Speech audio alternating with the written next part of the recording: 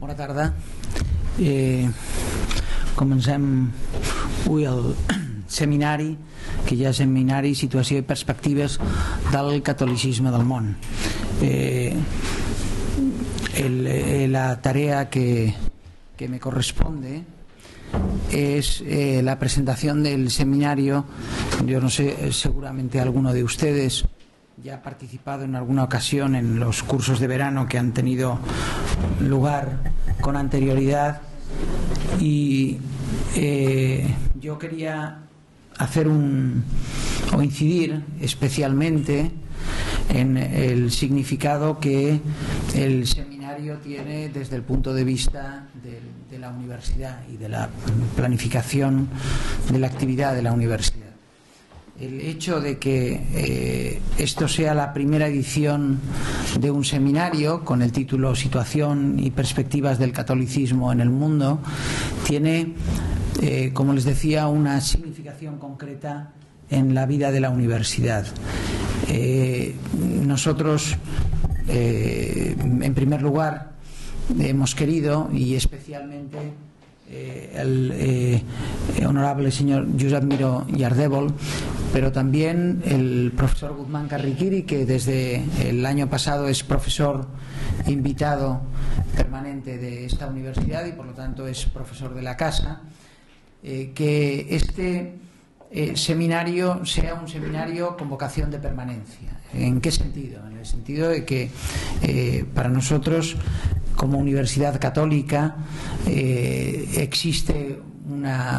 nosotros mismos existe una inquietud sobre determinados aspectos que van a ser objeto de este seminario y que queremos que lo sean en sucesivos. En realidad se trata, y aquí le estoy hurtando un poco la palabra a Josep Miró, de un foro de debate permanente o periódico en el cual sepamos que cada año vamos a discutir de estos temas, ¿no? De qué es lo que ha sucedido durante este último año, o tal vez este año haya una visión retrospectiva más amplia, y cuál es el panorama de futuro en la Iglesia, tanto en una perspectiva de dimensión propiamente eclesiástica como en la perspectiva social. Es decir, que ha significado los eventos o la propia situación de la Iglesia socialmente en ese último año, ¿no? Esta vocación de permanencia del seminario tiene, por lo tanto, una función propia de la universidad. Queremos que sea algo que caracterice a nuestra universidad. Yo creo que ya durante años, y gracias a la participación de Guzmán Carriquiri, ha sido así, pero queremos que aparezca de una forma institucionalizada. Yo no voy a hurtarle más palabras a Josep Miró i Ardèvol, a quien ahora le voy a dar la palabra. Solo quería limitarme a agradecer tanto a Josep Miró el trabajo y el esfuerzo que ha dedicado a la organización y a la preparación de este seminario, que me consta, porque lo he vivido en primera fila, han sido esfuerzos muy intensos y permanentes, yo diría. Es decir, Josep Miró lleva trabajando en esto desde hace muchísimos meses, como a Guzmán Carriquiri su presencia. Yo ya le saludo hoy cuando lo he visto por el despacho, es como si fuese un profesor más de la casa, solo que le veo menos, pero es un profesor de la casa y por tanto es siempre bienvenido. Pero no solo el hecho de ser bienvenido, porque el hecho de que sea un profesor de la casa y le salude como a otro profesor cuando entra en mi despacho no significa que no le deba de agradecer el sacrificio que implica venir desde Roma antes de que el Santo Padre se vaya de vacaciones, es decir, cuando todavía uno está allí pegado a la estela del Santo Padre, que se venga para compartir con nosotros estas horas que para nosotros es, como siempre, ocasión de un encuentro irreemplazable. Y le cedo la palabra a Josep Miró. Sí.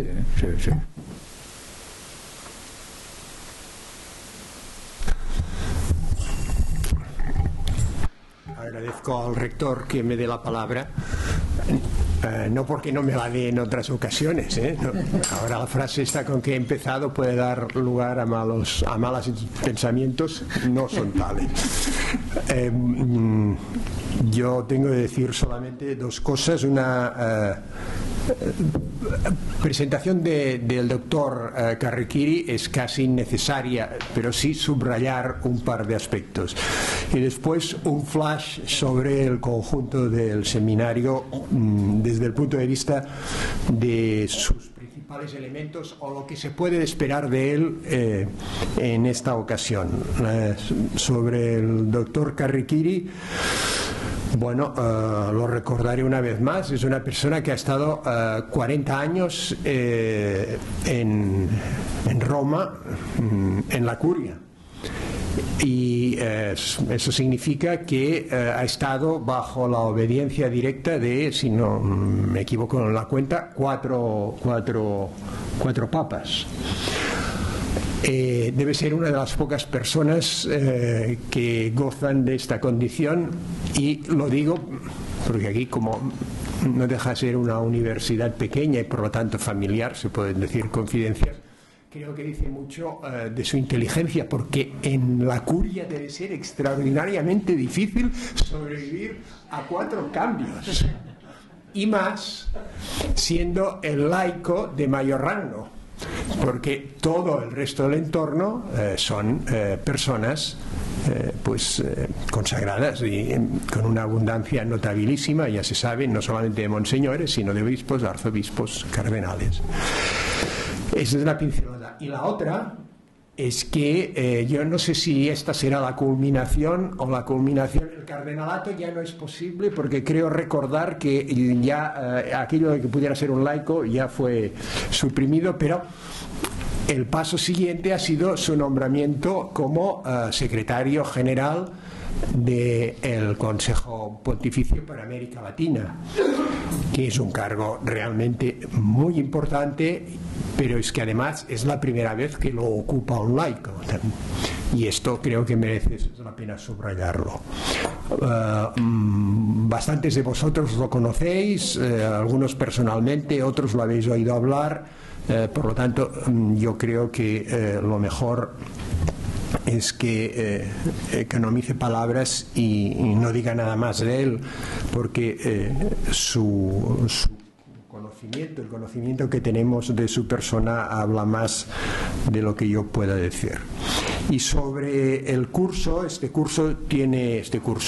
seminario tiene dos elementos que definen su estructura y una distribución del tiempo que subrayo y termino. Los dos elementos de su estructura son: una parte está dedicado a la Iglesia en el mundo, es la que haremos hoy, la que haremos el viernes y la que haremos mañana por la tarde. No podemos contemplar la Iglesia a partir estrictamente de nuestra experiencia diocesana o más local, aunque esta sea más amplia que la diócesis. Hemos de tener una percepción mucho más completa, y el seminario quiere cubrir este hueco. Y por otra parte vamos a dedicar, y esto será tarea del miércoles y del jueves, también una reflexión más en forma de debate, no en forma de una conferencia magistral, sino en forma de participación de diversas personas, a reflexionar sobre elementos que participan de una cuestión universal, pero que tienen un especial interés en nuestras coordenadas concretas, como son el del proyecto cultural. Debemos tener los cristianos un proyecto cultural válido para el conjunto de la sociedad, y también es posible un proyecto político sin un fundamento de proyecto cultural cristiano. Estos serían las mesas redondas, donde tenéis en el programa las personas que intervendrán. Y el método, en general, será el que hay mucho tiempo dedicado a poder participar, Por eso estamos hablando de un seminario y no de una serie de charlas. Por lo tanto, el resultado final del seminario evidentemente pasa por la calidad incuestionable de las personas que van a intervenir en él como figuras destacadas, pero también de una manera sustancial por la capacidad de todos nosotros de suscitar cuestiones, de aportar planteamientos a lo largo de las sesiones. Y ya está, y muchas gracias, y tiene la palabra el doctor Carrequiri. Muchas gracias.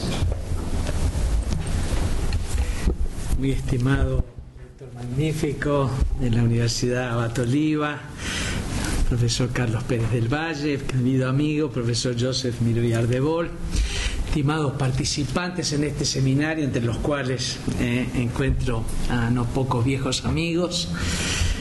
Yo me siento muy honrado como profesor invitado de esta universidad, que siento como mi casa también, en introducir hoy algunas reflexiones inaugurales de este seminario internacional y de dedicarme después el viernes próximo a proseguir y en cierta medida a concluir las reflexiones del seminario. El tema del seminario, situación y perspectivas del catolicismo en el mundo, parece, por cierto, muy ambicioso y desafiante. Se trata nada más y nada menos que intentar proponer un juicio sintético y un cuadro de discernimiento global, no solo de la situación actual del catolicismo a nivel mundial, pero en las diversas articulaciones geopolíticas, culturales, religiosas, sino también sobre sus tendencias presentes y emergentes, sea de declino, sea de despliegue promisorio. Cierto es que accedemos siempre a lo universal a través de sus particularidades. El encuentro que tenemos con la Iglesia no es in primis con la Iglesia universal, sino con una concreta comunidad cristiana. La familia, la parroquia, una diócesis, pero es desde esa concreta comunidad cristiana que somos educados gradualmente a abrir nuestros horizontes, a crecer en la conciencia y en la pertenencia a la Iglesia universal, no solo presente en todos los pueblos y naciones, culturas, civilizaciones, sino también a la profundidad y alcance de su misterio, que abraza a la Iglesia triunfante, a la Iglesia penitente, a la Iglesia peregrina y mendicante, en esa síntesis de cielo y de tierra aún. Lo que pretendemos en este seminario es no quedar encerrados y limitados en el estrecho horizonte de nuestra particularidad, por una parte, y por otra parte no quedar prisioneros de las imágenes y de las caricaturas de la realidad de la Iglesia que tienden a difundir los medios y los poderes ajenos o adversos a ella. Es impresionante constatar como muchísimos bautizados, incluso católicos como nosotros, adultos, agentes pastorales, se hacen eco de imágenes distorsionadas, de opiniones arbitrarias o aventuradas sobre la realidad de la Iglesia actual. O nuestra visión queda reducida a un elenco de anécdotas, a una rapsodia desilvanada de noticias, a píldoras informativas, a fragmentos de esquemas vulgares, que nos dificultan tener ese juicio sintético de discernimiento global para situarnos. Es claro que nuestro objetivo es más que ambicioso. ¿Cómo abrazar la catolicidad, que es universalidad, que es unidad, una tremenda diversidad y pluriformidad? Por eso vamos a limitarnos como hipótesis a proponernos ese discernimiento y juicios sintéticos que sea adecuado a introducirnos en esa universalidad, en la que se entretejen y se compenetran las más diversas particularidades. Vamos a tener que afrontar también, dicho sea como premisa también necesaria, otra grave dificultad. O sea, que ese juicio global sobre la realidad de la Iglesia de hoy sea respetuoso y adecuado a la realidad del sujeto objeto en consideración, a la realidad pues de la Iglesia en la totalidad de sus factores. Sabemos que es realidad humana y divina, arraigada en el diseño de Dios. Su misterio resulta inaferrable para la inteligencia e incluso para una inteligencia cristiana, para la inteligencia de la fe. Las más diversas investigaciones eclesiológicas no son más que tentativos de profundizar, de explorar en la autoconciencia que la Iglesia tiene de su misterio, que siempre la desborda. Pero por otra parte, el método de la revelación del misterio, en el que todo consiste y subsiste, el vehículo del infinito para darse a conocer, es el factor humano, es la realidad humana, la mediación humana, la vida humana. Tal es la lógica de la encarnación. Lo infinito se hace condicionado, lo eterno histórico, Dios se hace carne y se revela como el Emmanuel, el Dios con nosotros. ¿Y qué es la Iglesia sino la unidad de los creyentes por la que Cristo prolonga su presencia en el tiempo y en el espacio para hacerse contemporáneo de toda persona, de todo pueblo, de toda cultura? El Emmanuel, el Dios con nosotros. En las diversas imágenes eclesiológicas de la Iglesia, la del cuerpo de Cristo reenvía a toda una densidad ontológica, mientras que la del pueblo de Dios hace más referencia a la dimensión histórica, peregrina, de ímpetu escatológica de la Iglesia de Cristo. Pero esa es la paradoja íncita en la naturaleza misma de la Iglesia, divina, humana, santa y pecadora, porque confiada a nuestros límites, es analizable con criterios científicos, ciertamente, de la arqueología, de la historia, de la sociología, pero requiere en toda aproximación a su realidad para respetarla totalmente, desde cualquier punto de vista, un juicio de fe. Una exigencia rigurosa de la inteligencia, pero asistida y iluminada por la gracia de Dios. El año que viene, 2012, vamos a conmemorar los 50 años de inauguración del Concilio Vaticano II, el Concilio Ecuménico Vaticano II. Y el Concilio Vaticano II es el acontecimiento fundamental para toda comprensión de la vida de la Iglesia en nuestro tiempo. Nos da los cuadros fundamentales de una inteligencia de la Iglesia de nuestro tiempo. Cerraba de algún modo el concilio un largo ciclo defensivo de resistencia de la Iglesia contra los embates agresivos de la modernidad secularizante, abriéndola, como escribía un famoso teólogo por entonces, al diálogo con el mundo moderno, para asumir todos los valores del reino suscitados por Dios más allá de sus confines visibles, para servirlos, iluminarlos, dinamizarlos a la luz de la fe, redimiéndolos de toda tendencia idolátrica, secularista. Asumir para redimir. Ello implicaba una nueva sensibilidad de simpatía, diálogo, servicio respecto del mundo a partir de la autoconciencia renovada de la propia identidad, de la propia comunión, de la propia misión, en un movimiento difícil pero fecundo de discernimiento, de crítica y de autocrítica. Non vano el Papa Juan XXIII, cuando convoca el concilio en la famosa Constitución Humanae Salutis, lo dice que es para poner al mundo moderno en contacto con las energías vivificantes del Evangelio, para actualizar y reproponer la perenne novedad del Evangelio al encuentro de las necesidades y esperanzas de los hombres de nuestro tiempo. para reactualizar su tradición dejando atrás pesos caducos y residuales, para buscar nuevas vías y lenguajes adecuados para proponer el Evangelio a los hombres de nuestro tiempo. Son todas expresiones de Juan 23 y de Pablo VI en diversos discursos inaugurales o conclusivos de las diversas sesiones del acontecimiento conciliar.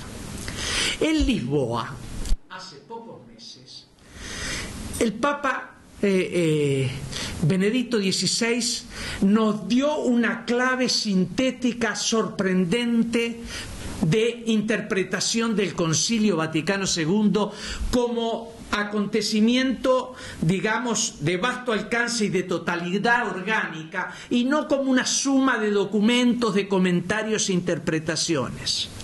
Dijo en Lisboa Benedicto XVI, el concilio se puede afirmar que desde un resurgimiento de la propia tradición católica, el Vaticano II asume y discierne, transfigura y trasciende las dos instancias críticas que están en la base de las vigencias rectoras de la modernidad, o sea, la Reforma Protestante y el Iluminismo, la Ilustración. La necesidad del ayornamiento apuntaba precisamente a la superación del legado dramático de ruptura entre evangelio y cultura. Y los dos polos determinantes de esta asunción, discernimiento, transfiguración y trascendencia de esas instancias críticas están en los dos documentos fundamentales del concilio, desde donde se articulan las demás constituciones y decretos conciliares: la Lumen Gentium y la Gaudium et Spes. La Lumen Gentium, el polo que asume la instancia crítica de la Reforma, la Gaudium et Spes, que asume el polo crítico de la Ilustración. Quedaban sentadas así, señala el Papa, las premisas de una nueva Reforma y de una nueva Ilustración, pero desde la tradición y la comunión de la Iglesia Católica, sin capitulaciones con respecto a la Reforma Protestante o al Iluminismo, sin confusiones, pero también yendo más allá de la rigidez defensiva, resistente, meramente condenatoria. No se supera lo que simplemente se condena. Se supera cuando se logra recuperar así lo mejor del otro, lo bueno del otro, lo verdadero del otro, por más que dentro de un envoltorio crítico y falseado. Sin capitulaciones ni confusiones, pero más allá de la mera rigidez condenatoria, la Iglesia recreaba desde sí misma, es decir, desde su propia tradición, lo mejor de aquellas instancias interpelantes, sin dejar de criticar sus errores, como lo había hecho desde Trento en el Concilio Vaticano, en la Reforma Protestante y en los siglos sucesivos la Ilustración, yendo más allá de sus callejones sin salida y derogándolas de hecho por su superación.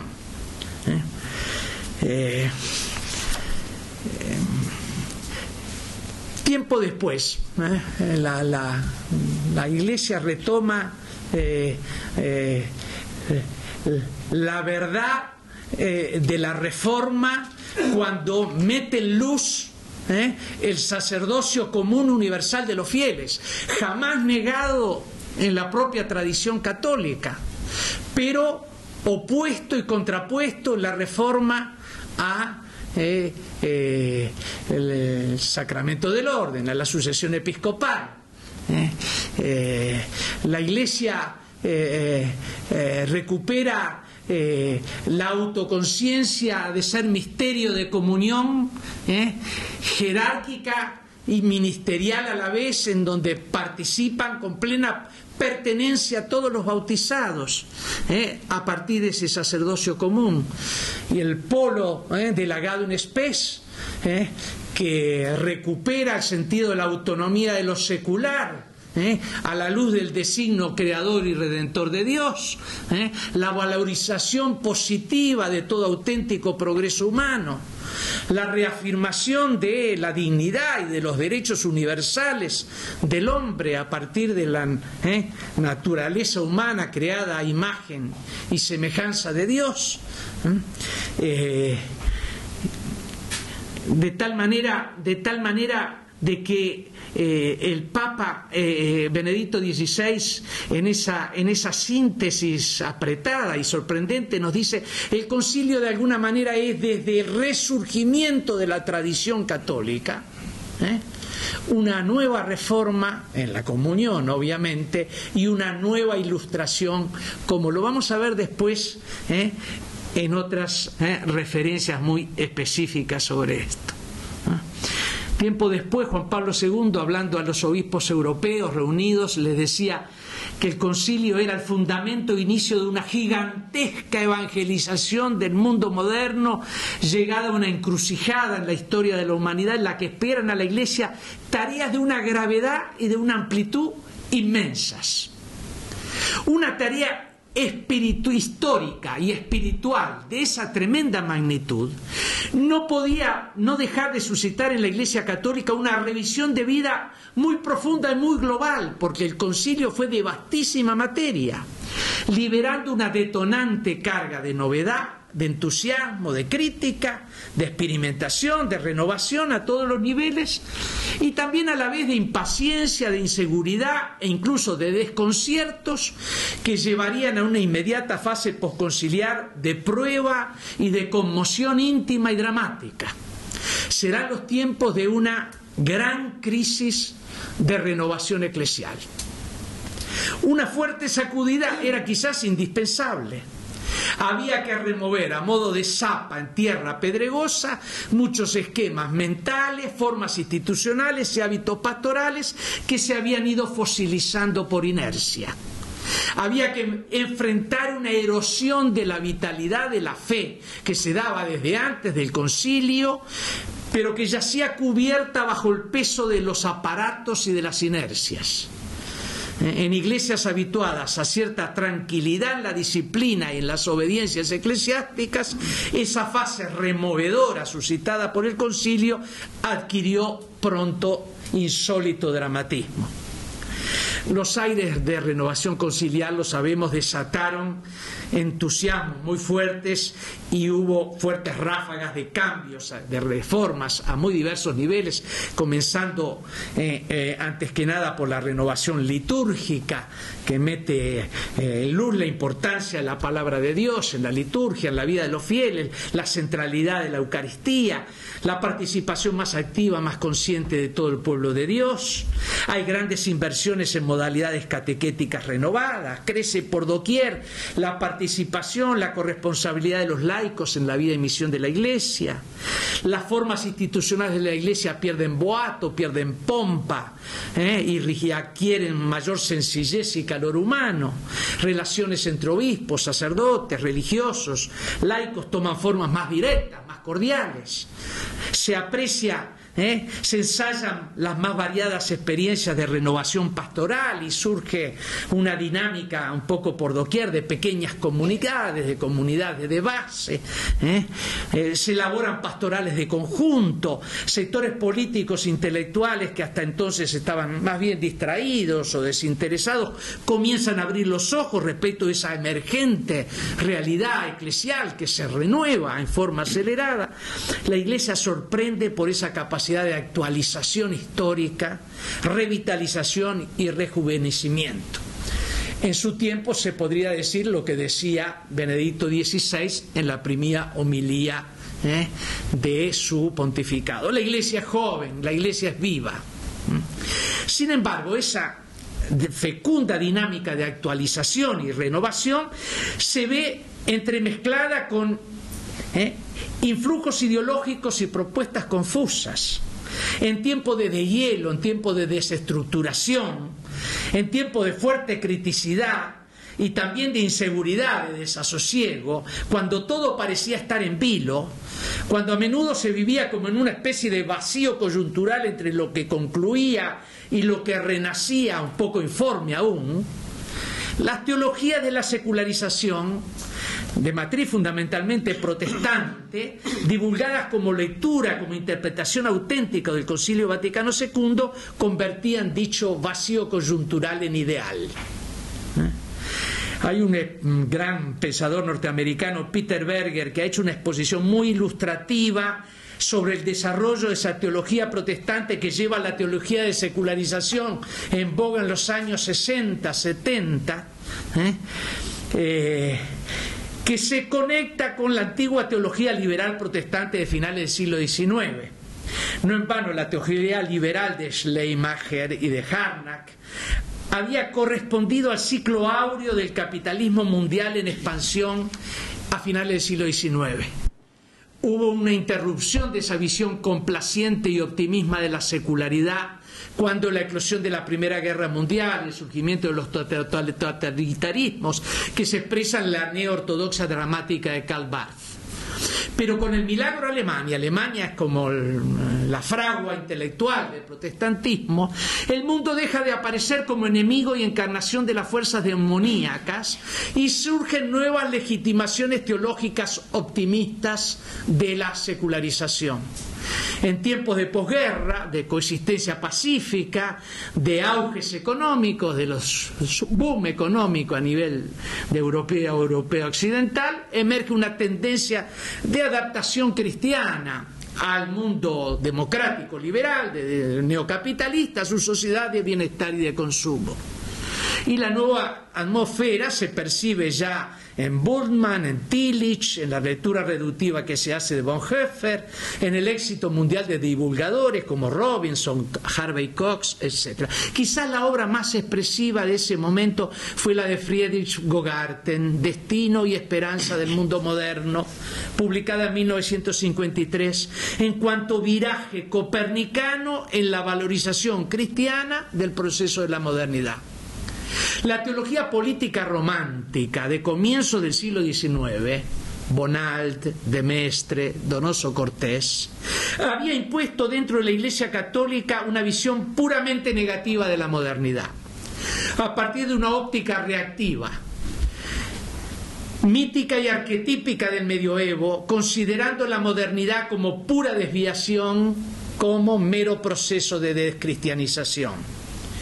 Ese simplismo antimoderno, ultramundano, fue un grave equívoco, porque en su lógica llevaba al gueto, a la mentalidad de fortaleza asediada, a la condena global de lo moderno, a la nostalgia impotente de la restauración. Dejaba a la Iglesia sumida en la premodernidad. Ahora todo se invertía con un simplismo devastante. Todo lo moderno era bueno, la secularidad en cuanto tal se percibía como fruto del cristianismo y la cristiandad mala, contaminación anticristiana. El ayornamiento se disolvía así en mera adaptación. La renovación conciliar se confundía con su interpretación y aplicación secularizantes.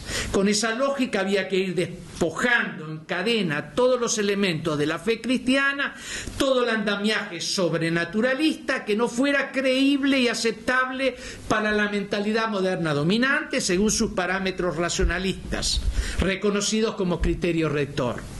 Tal será la dinámica de desacralizaciones, de desmitologizaciones en la exégesis bíblica, de la crítica a la religión en nombre de una fe purificada, de la consideración y desmonte crítico de las instituciones eclesiales como meros aparatos organizativos.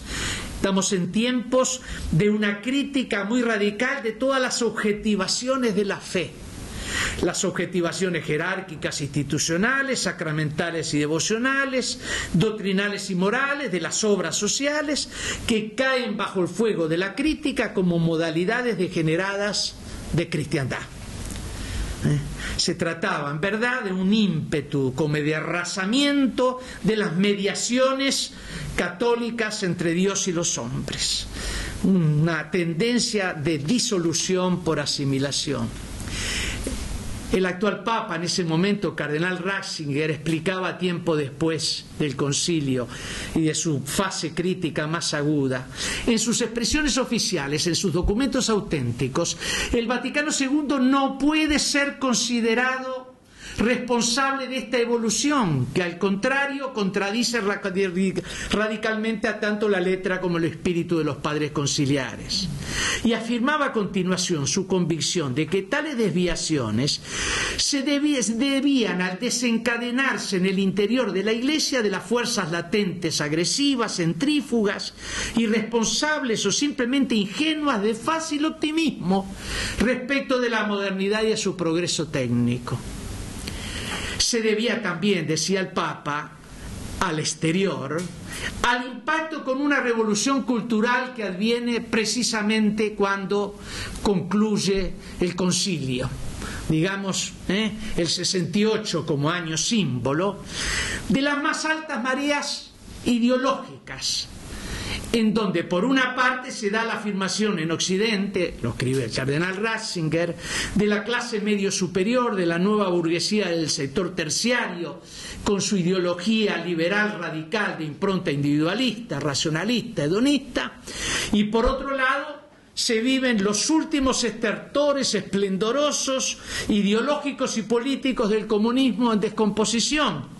Las altas mareas de dipolitización a partir de los hechos revulsivos de la guerra del Vietnam, la contestación universitaria del 68, la revolución cultural china, la revolución cubana y los focos guerrilleros, la hegemonía cultural del marxismo, del neomarxismo en las universidades europeas y un avance de la Unión Soviética en la confrontación bipolar que llevó a colaboradores eximios también del Papa a juicios tendencialmente, juicios históricos, prudenciales, cerrados, vinculados a la autopolítica durante en el seno de los regímenes comunistas fue una política que trató de mantener y salvaguardar la libertad de la Iglesia con todos los compromisos que suponía con los propios regímenes, pero una autopolítica que se proyectaba más allá de estos regímenes pensando en el avance del socialismo, del comunismo victorioso como aparecía en los años 70 hasta el final, hasta comienzo de los años 80. En el apogeo de las crisis postconciliares, el 7 de diciembre del 68, Pablo VI decía: la Iglesia se encuentra en el 68 en una hora de inquietud, de autocrítica, se diría incluso de autodestrucción, y decía: nuestra confianza está toda puesta en Cristo, será Él quien va a calmar esta tremenda tempestad. Hay muchas otras expresiones dramáticas de Pablo VI en esos años. Incluso habla del humo de Satanás que ha penetrado dentro de nuestra casa. Estaba en juego la misma fe de la Iglesia, estaba en juego la continuidad de la tradición de la Iglesia.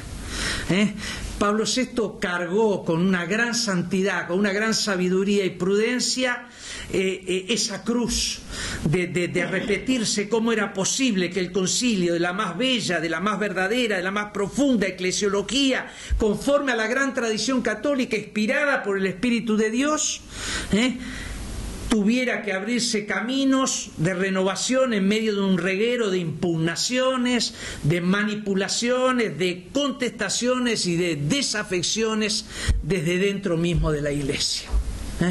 La primavera esperada de la Iglesia que se realiza en medio de los hombres, en medio de un fuerte invierno que, abriendo las ventanas al mundo, sacude íntimamente a la misma Iglesia. Nosotros sabemos que la crisis afectó sobre todo a nivel de las élites clericales y eclesiásticas. Lo voy a hablar el viernes esto. En las décadas del 60 y 70 vivimos una secuencia impresionante de secularizaciones sacerdotales. Se sufre la crisis de comunidades religiosas enteras. Y las comunidades religiosas son el sostén de instituciones educativas, universitarias, caritativas, buena parte de la pastoral también de la Iglesia, incluso en sus parroquias. de las rígidas estructuraciones y disciplinas, en cierta medida bastante obsoletas, de las comunidades religiosas, se pasa a una experimentación que termina en un pantanal. Se encuentra mucha desorientación en las propias instituciones educativas de la Iglesia, sobre todo en los seminarios y en las universidades católicas, que tienen que pasar por un proceso de renovación, pero por un tránsito sumamente difícil.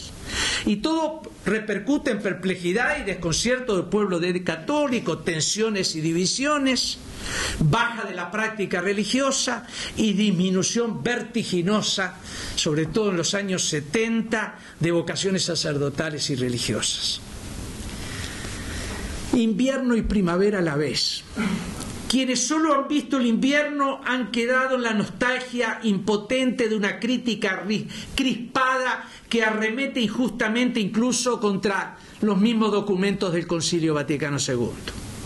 Quienes solo cantan loas a la primavera exorcizan la cruz que ha habido que cargar, que es prueba y juicio para una conversión, para una resurrección. En realidad, desde una vieja antinomia cada vez más anacrónica, integristas y progresistas malinterpretaron el acontecimiento conciliar. Ambos lo consideraron una suerte de capitulación ante las vigencias dominantes de la Reforma Protestante y de las ideologías iluministas. Unos para condenar el concilio y otros para rendirse a estas ideologías. Fueron hermanos siameses, aunque opuestos, que no captaron la originalidad, la novedad, la proyección del concilio. Se dispensaron del esfuerzo de repensar a fondo la modernidad, de desarrollar una serie crítica al iluminismo ya en crisis, a la Reforma Protestante ya en crisis en sus principales confesiones. Ambos, integristas y progresistas, consideraron y consideran el acontecimiento del Vaticano II como una novedad revolucionaria con respecto a la tradición de la Iglesia. Los primeros para condenarla, los segundos para exaltarla. Los primeros, algunos de los primeros, terminan en deriva cismática. Los segundos, no más de los segundos, terminan en el paraconcilio, en donde un supuesto y arbitrario espíritu del concilio va más allá de la letra del concilio, considerando simplemente un hecho de compromiso y de negociación de las distintas tendencias entre los padres conciliares. Fíjense ustedes que el 22 de enero del 2005 hay un discurso fundamental de Benedicto XVI que nos ayuda en este juicio sintético que estamos esbozando. El Papa dice: todo depende de la justa interpretación y de la justa aplicación del Concilio Vaticano II.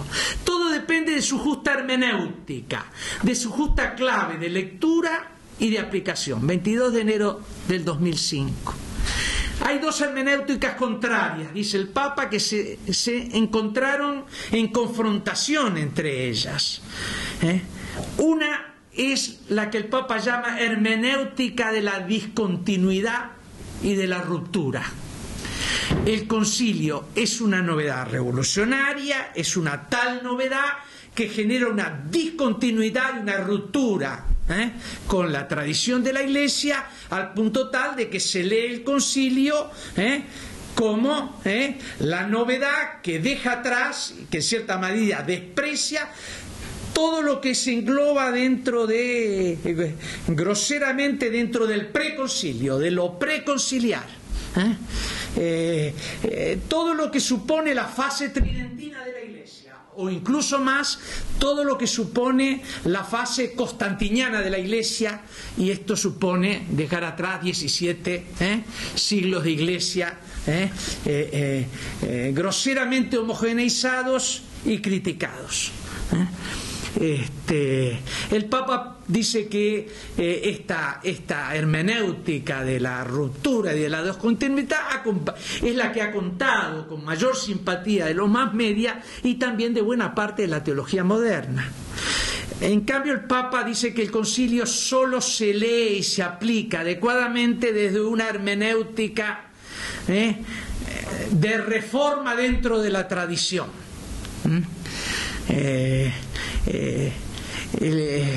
los documentos del concilio tienen que ser leídos a la luz de toda la tradición de la Iglesia. El Concilio Vaticano II no quita una sola coma de verdad a lo establecido por todos los concilios ecuménicos anteriores desde el primer concilio de Jerusalén. No quita una acento de verdad a lo establecido en los distintos decretos del Concilio de Trento. El Concilio Vaticano II debe ser leído a la luz de toda la tradición de la Iglesia. El Concilio de Trento desarrolla una teología sacramentaria que está presente en el Concilio Vaticano II, no suficientemente articulada y desarrollada. Leer los documentos del concilio a la luz de la tradición, pero los documentos del concilio ofrecen una luz sobre toda la tradición de la Iglesia y recogen en la autoconciencia de la Iglesia y de su misión los tesoros, las cosas viejas y nuevas de la tradición de la Iglesia, reformando, renovando a la Iglesia, la tradición como fuente de la Iglesia semper reformanda. Y cita a Juan 23 y a Pablo VI para demostrar que eso es lo que había estado, esa síntesis de fidelidad y de reforma en la finalidad misma con la cual fue convocado y conducido el concilio. Hablando a los sacerdotes de Belluno, Feltri y Treviso, 2 años después, Benedicto XVI decía también una cosa muy interesante, decía: los tiempos de todo posconcilio han sido sumamente difíciles en la historia de la Iglesia. Y yo encontraba una frase muy hermosa de un grande doctor de la Iglesia, San Basilio, que hablando de la situación de la Iglesia después del Concilio de Nicea, Concilio Vaticano II fue el más pacífico de la historia de la Iglesia. Nosotros tenemos todos los ruidos de las tendencias, fue el más pacífico de la historia de la Iglesia. En Nicea lo resolvían muchas veces a movimientos populares, luchas físicas, encontronazos, bastonazos. Esa es la historia de muchos concilios. El Espíritu Santo opera también a través de esas mediaciones sumamente opacas, pero opera porque los concilios más guerreros en donde hubo invasiones de pueblo dentro de las salas conciliares, hubo peleas, pero peleas físicas, hasta incluso entre los mismos padres conciliares, fueron aquellos que definieron el credo, los principios fundamentales del credo que rezamos 17 siglos después, no solo nosotros, sino también otros hermanos cristianos separados. Decía San Basilio, fíjense, la situación de la Iglesia después del Concilio de Nicea: esto es una batalla naval en la oscuridad de la tempestad. El grito ronco de aquellos que por la discordia se yerguen los unos contra los otros, las charlatanerías incomprensibles, el ruido confuso de los clamores ininterrumpidos ha llenado de tal modo la Iglesia que la falsea por exceso, por defecto, en la recta doctrina de la fe. El padre de la Iglesia. Los tiempos de todo concilio han sido muy difíciles y por eso hemos tenido desde el concilio hasta hoy momentos fuertes de revisión, de recentramiento y de recapitulación sintética del concilio. Primero fue el Evangelii Nuntiandi, el Grande Testamento en 1975 de Pablo VI. El momento de el primer grande discernimiento, discernir los mejores frutos de la renovación conciliar y dejar atrás las experiencias fallidas, disgregantes. Evangelii Nuntiandi, que el Papa dice: recentremos la Iglesia en lo que es su gracia y su dicha, que es la evangelización. La evangelización, que es lo que va más allá de un mero reclamo de identidad que puede terminar en gueto de restauración y de un diálogo que muchas veces termina como disolución mimética. La dicha y la gracia de la evangelización de la cultura y de las culturas del hombre. El Papa pasa revista a todas las distintas experiencias vividas en el inmediato posconcilio con un discernimiento y recentramiento. Y no es en vano que el Evangelii Nuntiandi del 75 advenga casi en el mismo año de la proclamación del credo del pueblo de Dios por parte de Pablo VI y la convocación que tanto le costó al Papa con tanta adversidad al interior de la Curia Romana del Año Santo, es decir, el pueblo de Dios llamado nuevamente a la escena en el medio de las euforias, los entusiasmos, las críticas y las crisis de identidad, digamos, de las élites eclesiásticas. Algunos dicen que el Evangelii Nuntiandi ofrece como una primera síntesis recapituladora, sintética, del concilio e abre a la segunda fase del posconcilio. El Sínodo Extraordinario del 84, Asamblea del Sínodo Extraordinario del 84, convocada por Juan Pablo II para exactamente revisar el legado del concilio y dar pautas para una más correcta, integral actuación del concilio en la vida de la Iglesia. Es allí donde todo se centra en la Iglesia como misterio de comunión, recuperar lo que es el corazón pulsante de la Lumen Gentium, que es un documento que todavía tiene unas riquezas si lo leemos. A propósito, en los 50 años del concilio habrá que volver a leer los documentos conciliares, porque las nuevas generaciones ¿quién las ha leído de nuestros hijos, algunos de estos documentos? Y la Lumen Gentium, cuando uno la lee todavía ahora, uno se sorprende de la riqueza, la densidad, la potencialidad que tiene 50 años después ese documento. El Sínodo del 84, reconstruir el sensus ecclesia. La Iglesia, misterio de comunión, no es un objeto exterior a nosotros, sometido a nuestra disección analítica, a nuestra manipulación. No, la Iglesia es un misterio de comunión. La Iglesia no es nuestra, es de Dios. Es el mayor don que Dios nos ha dado para nuestra vida, misterio de comunión. Y es así que la eclesiología de comunión del Concilio Vaticano II está presente como eje articulante en todos los documentos posinodales que siguen desde el 84 hasta hoy. Año Santo, el Papa nella Tertium Millennio Adveniente plantea la recepción del don del Concilio Vaticano II y su correcta aplicación como una cuestión de revisión fundamental. Y año 2005, la hermenéutica que nos plantea Benedicto XVI, en medio de grandes debates que van a aflorar en los 50 años. Hay por una parte una corriente tradicionalista en la Iglesia que considera, según una hermenéutica de ruptura y de descontinuidad, que el concilio ha sido ruptura y descontinuidad de la gran tradición de la Iglesia en algunos de sus aspectos, sobre todo en el documento de libertad religiosa. Y tenemos grandes teólogos que están en eso. El suizo Romeo Amerio, que hay que leerlo, el italiano Bruno Gherardini, y recientemente un historiador, Roberto De Mattei, hace 3 meses acaba de sacar todo una crónica del Concilio Vaticano II en este sentido. En general, este historiador, Roberto De Mattei, que es un católico, confeso, en comunión con la Iglesia, ve los momentos, en todos los movimientos que confluyen en el Concilio Vaticano II, los considera tendencialmente modernistas.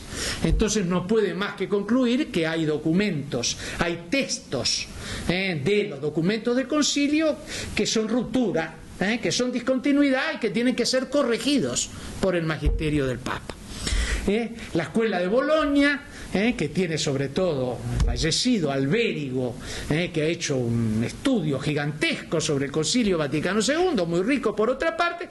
También sigue esta escuela, esta hermenéutica de la ruptura, de la discontinuidad, y son los que de alguna manera han dado base a lo que Delibat criticaba como el paraconcilio, o el privilegiar el espíritu del concilio más allá de la letra y del espíritu verdadero de los padres conciliares. Pues bien,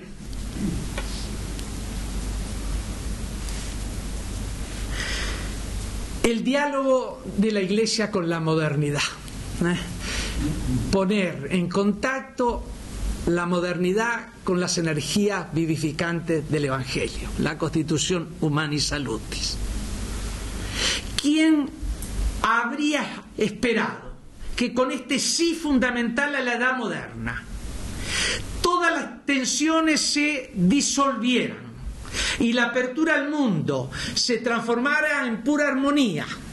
En la Iglesia y el mundo que se intercambian de signos y tienden puentes entre ellos, había subvalorado las tensiones interiores y las contradicciones que estaba viviendo la misma edad moderna, a partir de los años 60 y siguientes. Había también subvalorado la fragilidad peligrosa de la naturaleza humana, que en todos los periodos de la historia, en que en todas las constelaciones históricas es una amenaza para el camino del hombre, para su forma de civilización. Los europeos, sea de la misma comunidad europea, tiende a fundarse en un justnaturalismo secularizado, en la que todavía tiene fuerte vigencia la tradición cristiana.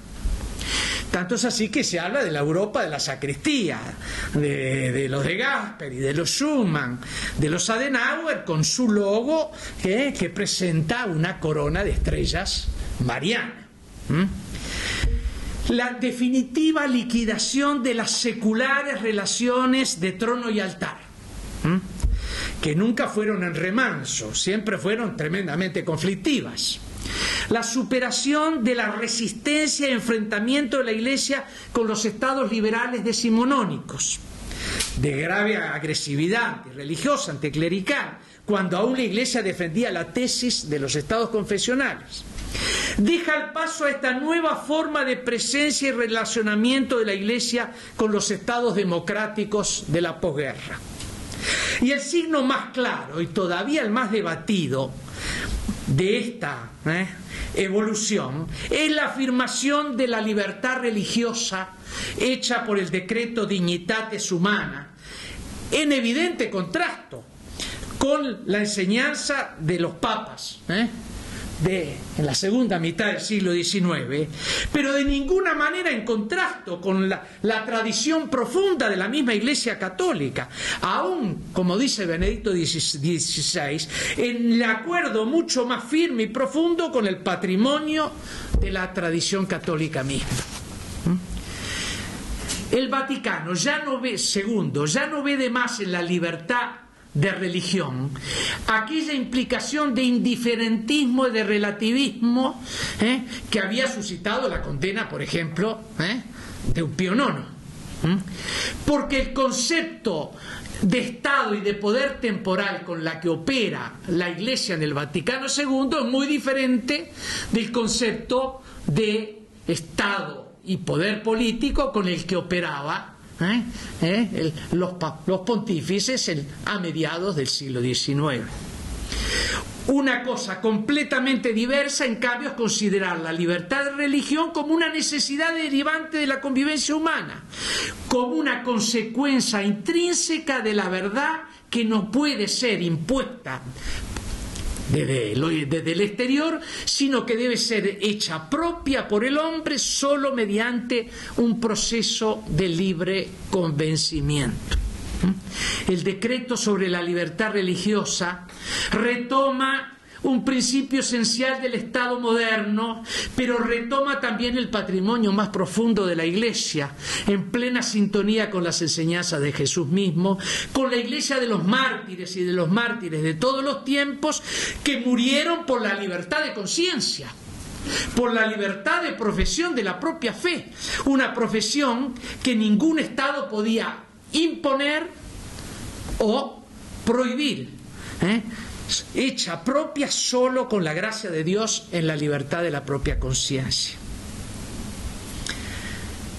Y sin embargo, esa reconciliación entre Estado democrático, liberal, Iglesia, esa nueva forma de presencia en los estados modernos de la posguerra, se verá radicalmente puesta en cuestión por la posterior evolución de estos últimos decenios. Porque hoy la Iglesia tiene que repensar su presencia en el Estado, ante las tenazas, por una parte, del relativismo laicista radical, por una parte, y del fundamentalismo ideológico y religioso, por otra parte. Fíjense que según New York Times, por primera vez en la historia, la mayoría de los hombres viven en regímenes democráticos por procesos electorales. 3.000 millones de personas viven en democracias, mientras 2.660 dicen que están sometidas a regímenes autoritarios en distintos grados y formas.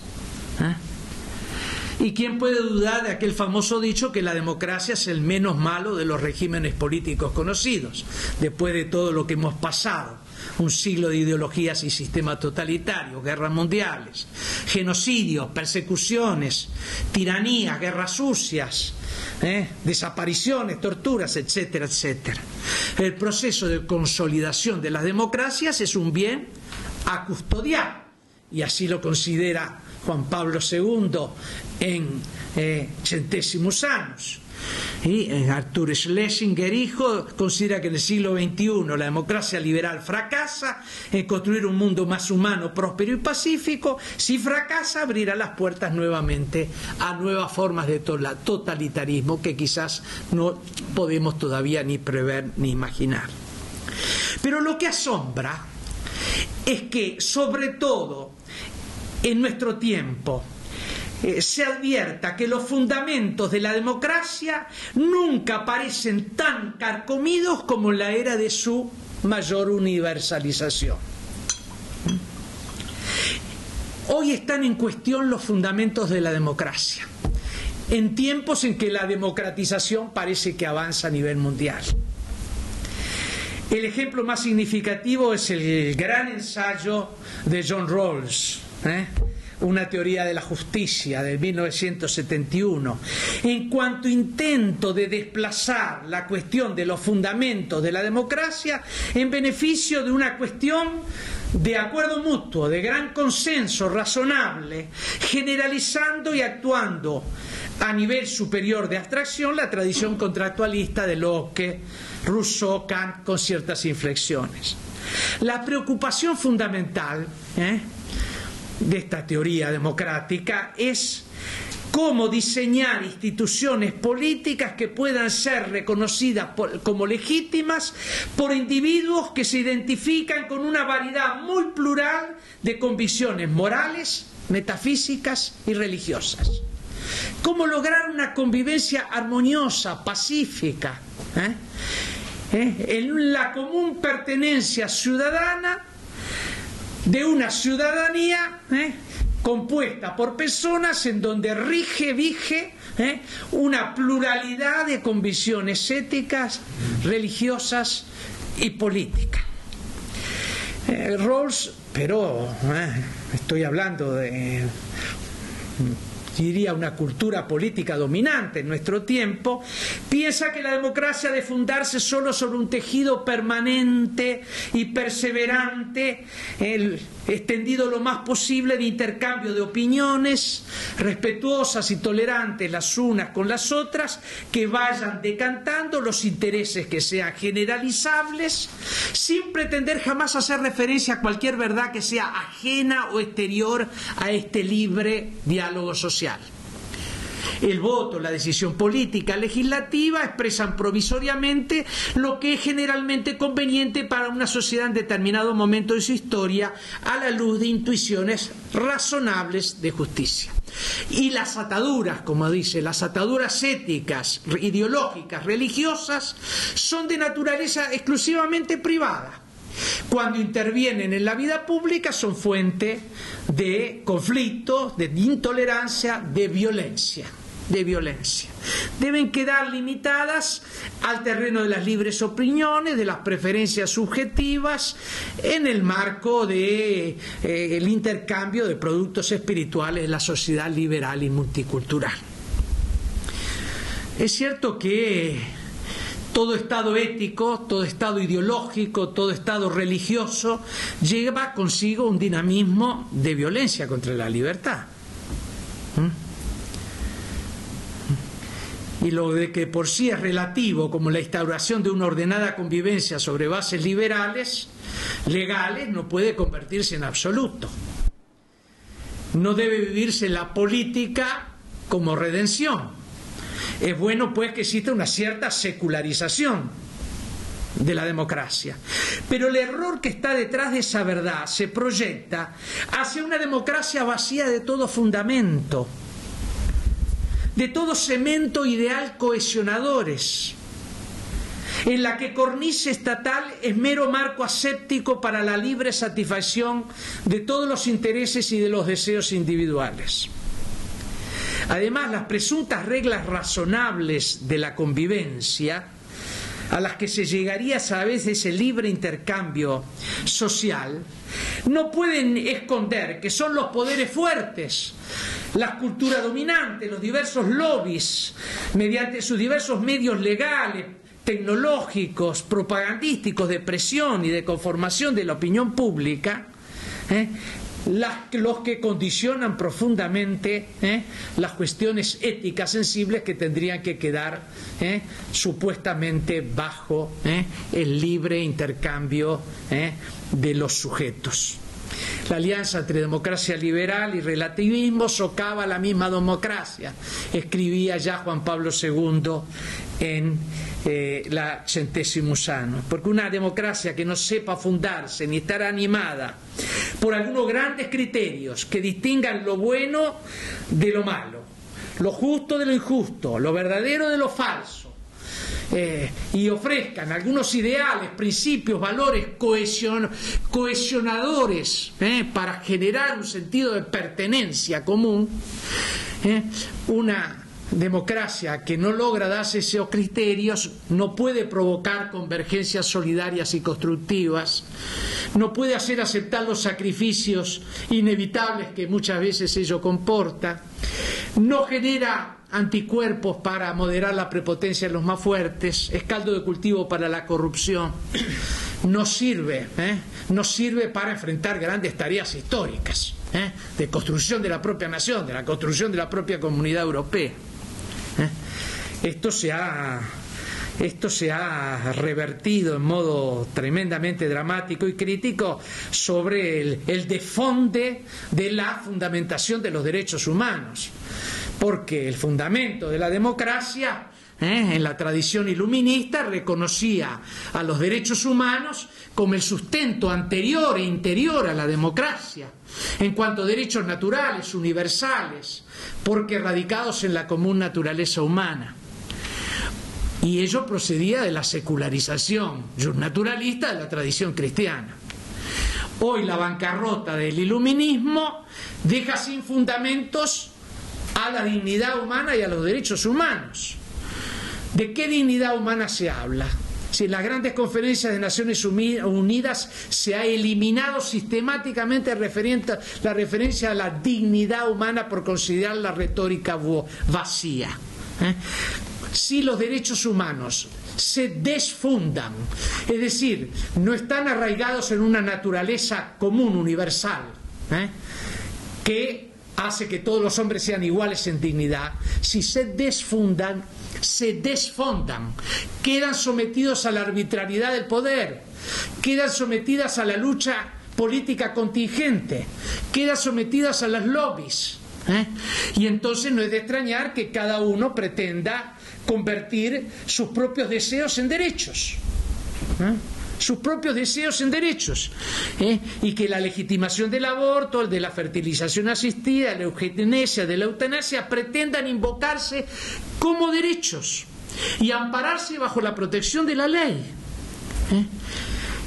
al punto tal que el Papa habla del riesgo de una dictadura del relativismo.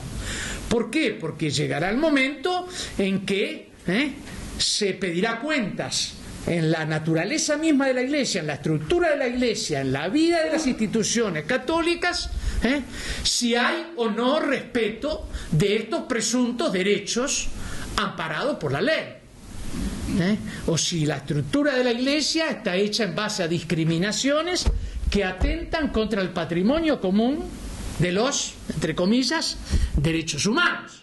Y ya hay los primeros signos, también en España, permítanme decirlo, de cuando se dice que no puede existir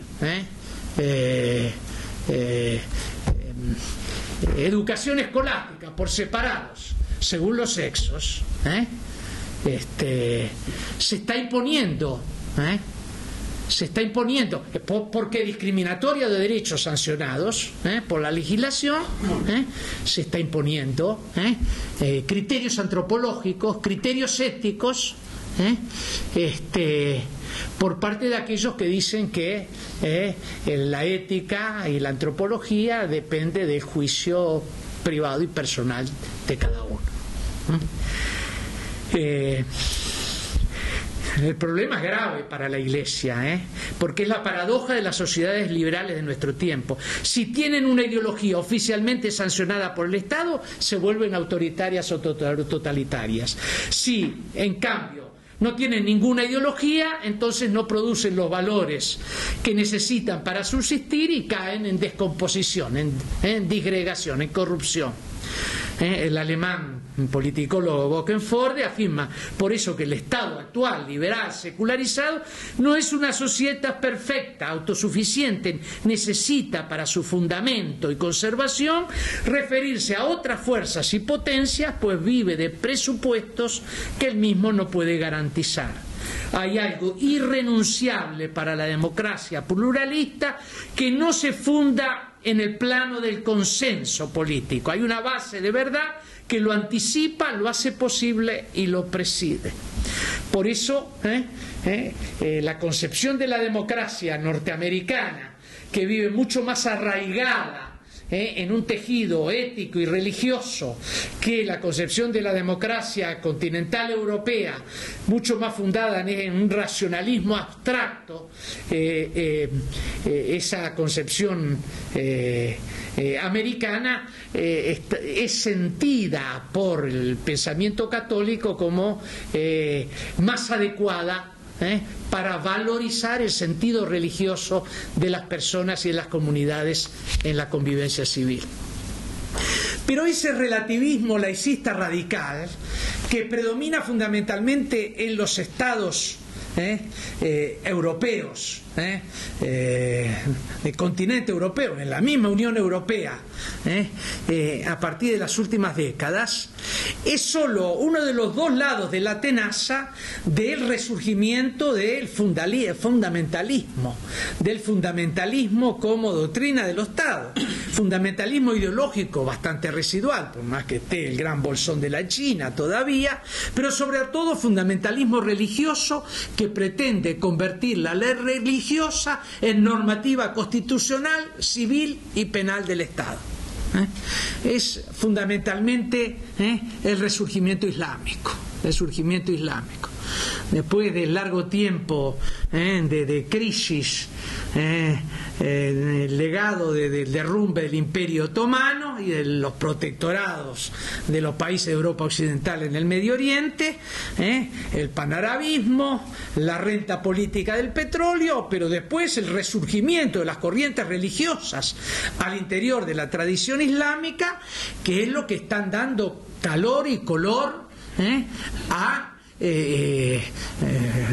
los fenómenos tumultuosos que estamos viendo en el Magreb y fundamentalmente en el Medio Oriente, en la multiplicidad de corrientes religiosas, de movimientos cismáticos, de sectas que componen el mundo musulmán, incluso el mundo musulmán fundamentalista. El fundamentalismo como doctrina del Estado deja a los cristianos en condición de minorías toleradas, hostigadas, periódicamente perseguidas, como lo sabemos muy bien. Y hay un incremento notable de la persecución de los cristianos a inicios del siglo XXI, fundamentalmente debido a ámbitos de estados fundamentalistas, sea en lo ideológico, sea en lo religioso. Basta pensar en el Pakistán y esta soberbia figura del ministro mártir, católico, ministro de minorías, donde la ley de la blasfemia permite que cualquier fanático, cualquier hombre vengativo pueda acusar libremente a cualquier cristiano sin posibilidades reales de defensa. No solo el fundamentalismo islam, porque sabemos que hay corrientes de fundamentalismo hindú que han provocado también y provocan situaciones de grave dificultad al interior de la India. El fundamentalismo, hay corrientes de fundamentalismo evangélico, del evangelismo radical, que provienen de los Estados Unidos, pero no pretenden ni logran aún ser doctrina del Estado.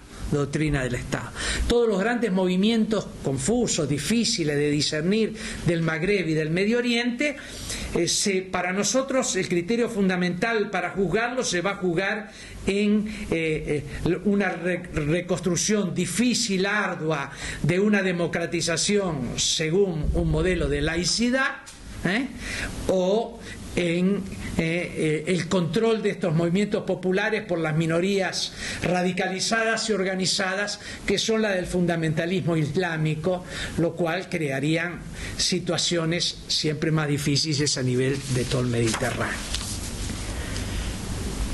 Termino. Por eso Juan Pablo II afirmaba ya en los fines de los años 80: no tengáis miedo de Cristo, no temáis la función incluso pública que el cristianismo puede ejercer para la promoción del hombre, respetando plenamente, más aún promoviendo la libertad religiosa y civil de todos y sin confundir en modo alguno la Iglesia y la comunidad política. Termino 5 minutos. ¿Qué plantea a la Iglesia hoy en el diálogo con la política y con el Estado moderno las tenazas del laicismo, relativismo y del fundamentalismo religioso? Plantea la exigencia de colocar la cuestión antropológica en el corazón de la cuestión social, en el corazón de la convivencia multicultural, en la elaboración de una nueva teoría del Estado. Plantea la necesidad de retomar a la grande, como lo está haciendo la Iglesia, toda la tradición de la ley natural, reactualizándola también según el progreso cultural, el progreso científico, tecnológico de nuestro tiempo. Plantea la exigencia de colocar la cuestión antropológica y de la ley natural dentro de un proyecto cultural más amplio en sentido cristiano, que sea posible presentar, proponer como base de diálogo de los cristianos con los mejores representantes más abiertos de pensadores, corrientes del iluminismo contemporáneo. El diálogo Ratzinger-Habermas es simplemente como una muestra de lo que tendría que suceder en forma mucho más corposa. Plantea el problema de las raíces cristianas, plantea el problema de los símbolos religiosos en la vida pública, plantea el problema de la nueva presencia de la Iglesia en los espacios públicos. plantea la grave cuestión que está insistiendo Benedicto XVI en muchas circunstancias, las nuevas formas de presencia política de los laicos cristianos. Muchas de estas cuestiones las vamos a retomar no ahora, sino ya en las conclusiones del viernes, cuando ustedes ya hayan desmenuzado muchas de estas cuestiones en el proceder del seminario. En la segunda lección, que espero que sea más breve, voy a plantear los otros dos círculos del diálogo de la fe con la ciencia, cómo ha ido evolucionando, el diálogo de la fe con la religiosidad y las religiones hasta nuestro tiempo.